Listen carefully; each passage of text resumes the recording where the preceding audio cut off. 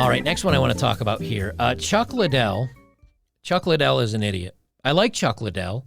I watched his MMA fighting, and yes, if I called him an idiot to his face, he'd probably smash my head in. I get that. But MMA fighter Chuck Liddell, tough, strong, and stupid. And I got to say, because he was arrested. And it was a stupid move to try to, quote, protect his wife, to protect his family. And it was a stupid, stupid move. And the problem, this is what happens when you white knight, when you look out for others and you don't look at your best interests, and you get yourself in trouble. And now Chuck Liddell has gotten himself in trouble. And this is a kind of a quick read, but I think this is important because a lot of times this is the way guys were classically raised. Look out and protect women and children, even if they're strangers. Protect women and children, put yourself last, duty to community, being a strong man. Times have changed. Because now I'm not saying to not look out for other people, but you got to be smart about it. Instead of rushing in to protect somebody, maybe it's time to call 911 and let the police intervene. Why? Because there are guys that have been ended for jumping in on something. If you see something bad happening to somebody, I think it's kind of your civic duty to pick up a phone call and let the authorities know so they can do something about it. But the days of you jumping in and saving the day are done with. Why? Because there are guys that have been knifed. There are guys that have had their lives ended for doing this. Because it's not just breaking up a fight anymore. I remember one video, it was from inside a nightclub, where this dude and this girl were fighting, and this guy tries to jump in. Not only did the dude and the girl start fighting him, but the guy pulled out a weapon and punched 2 holes in him and ended his life. And she ended up leaving with the guy that was harming her. The guy jumped in just basically to get ended.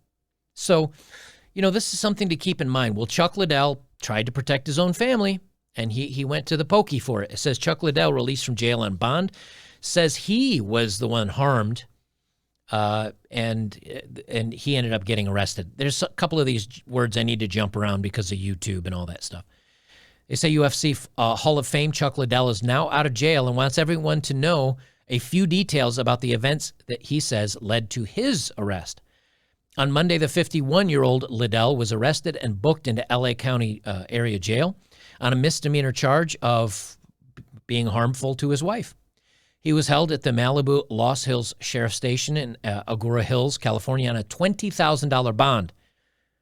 According to online records, the bond was met, and Liddell was released at 10 a.m. Pacific time that same day. Now, you could say, oh, wow, boy, he must have done something wrong. But listen, now, here's the thing. He's either a liar or he's stupid, one of the two, stupid or liar. And here's what it says. According to the internal report about the incident, police were called to Liddell's home after an argument between Liddell and his wife, Heidi Northcott, became physical. Northcott was not in need of medical attention when police arrived on the scene. So he and his wife got into it. She didn't need any medical attention. Well, I know Chuck's an MMA fighter that literally knocks people out. So I'm pretty sure if he got physical with her, she would have probably needed some attention, wouldn't she have? Here's his statement. Last night, the Los Angeles Sheriff's Department deputies who responded were professional. While the information about this case will be revealed in due course, I believe it is important to convey and clarify a few facts about this situation. This is what he tweeted right after he got out. I was the one that had harmful things done to him at our family home last night, as details of the case will reveal. The deputies informed me that my wife would be arrested, as I did not respond to her harming me. While I sustained bruising and lacerations, I volunteered to go in her place. No. What was he thinking? So they were going to arrest her. He was the one that had cuts and bruises. He didn't lay a finger on her, and instead he goes. And they were going to take her, and he volunteered to go in her place. Now, again, maybe he's lying. Maybe he's lying. But if he's not, He basically said, I will protect her for beating me up. I will pay a $20,000 bond to get out of jail for her beating me up. All that did is protect her and enable her to do it more to him. He said, this was one of the many times I've tried to shield a family mental health issue from the public purview. It has become painfully apparent that this cannot continue, as our private life is now reaching a public breaking point. Please respect our privacy as I help to navigate our family through this difficult time. I'm sorry. There's many people that will say it's a man's job to protect his family. It is. It's a man's job to protect his wife and kids. It is. It's a man's job to support them. It is.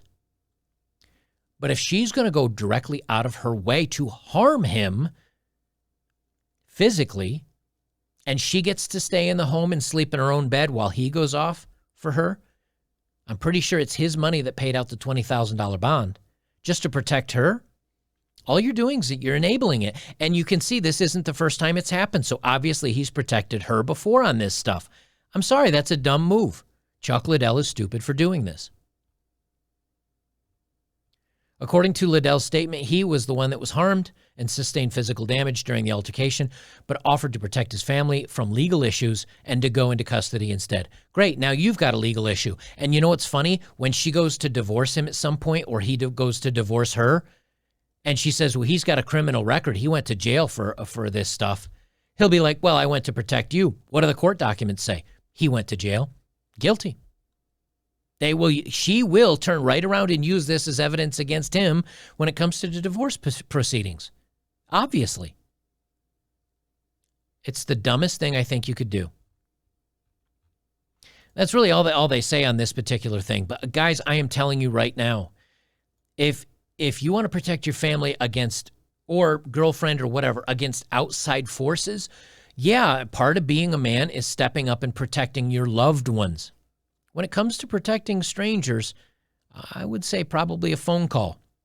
You have to gauge that situation. You have to make that on yourself, because there's also been situations where men have stepped in to help a woman, and then the woman has said that guy that stepped in to help was also a harmful person, and those guys have gotten arrested for it.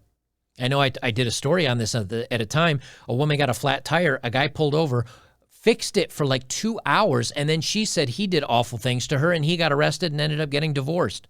Only video from a gas station proved his point in his case. So he got punished for helping out a stranger, just changing a flat tire. And if that's the way you want society to be, you're on your own. You asked for it, you got it. You're on your own. Good luck to you. And you need to keep that in mind.